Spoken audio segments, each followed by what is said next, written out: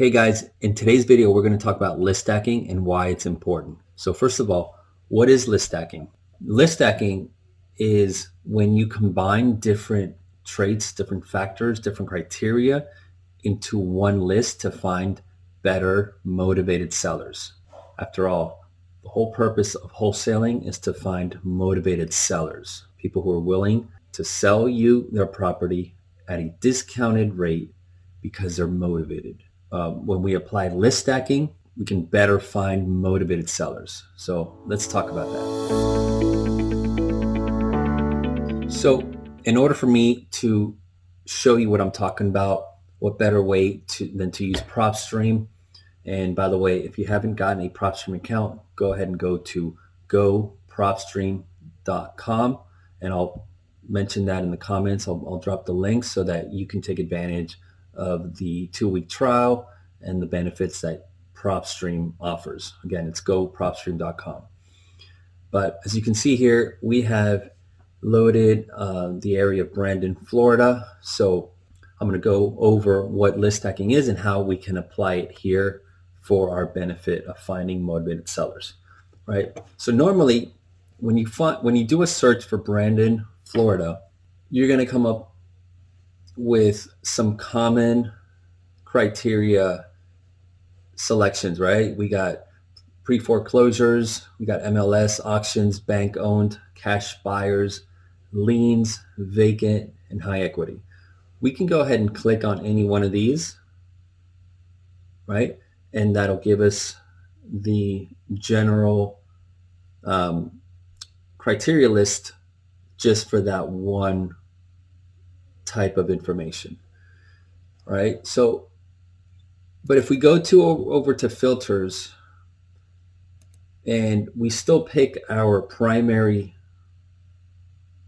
list, right? And it can be any one of these, vacant or liens, bankruptcy, high equity, vacant land. We got some pre-probate and zombie properties, flippers, bankruptcy. And we go ahead and select one of these. Let's just say we select high equity. Instead of just continuing exporting our list from here, right, we can opt to further make additional selections on top of our high equity list. So, right, so we can mix and match with owner occupied saying no, right? Occupancy status, we'll say vacant. And then we can go ahead and apply ownership info to individual. And we can go ahead and apply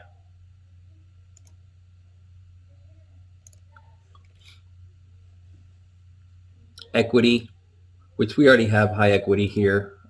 So we're good there. But as far as, like, let's say estimated value or loan to value, we can apply any one of those. We can also apply liens. So on top of the high equity, what we're doing is we could stack an active lien, right? Which in this case brought our list down to 0. So we go ahead and uncheck that. The key too here is to make sure we have enough properties to be able to market to on our platform of choice, our CRM, right? So depending on how big your initial market is, these stacking of the list, these criteria can really minimize your list by a lot. So you don't want to go too far.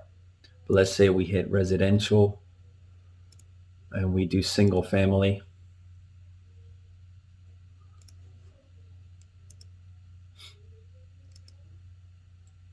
And I always like to do the off market, of course, for wholesaling purposes.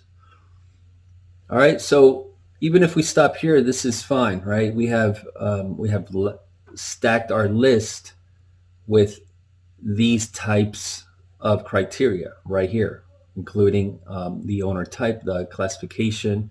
Some of these are true list stacking, like the major ones, right? Like if we list stack criteria that are are these types against our high equity, it's true list stacking. But some of these are more minor criteria, so it's not true list stacking, but nonetheless we can stack our lists, right? Again, the idea is to find motivated sellers that have common or have multiple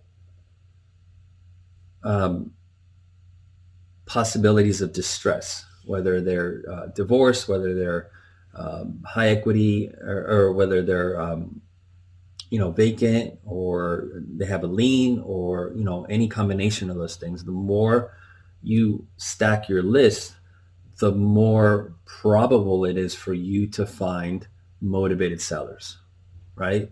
So play around with this and see how far you can get and see what works for your markets, because every market is different. While some markets, this could be a great combination, other markets, not the case, right? So you have to explore and see what the market gives you, what kind of properties are there, how old they are, those kind of things. You can also, that's one thing we didn't look at, but we can look at how old the property is, and try to stack our lists that way. All right. So I hope this was helpful.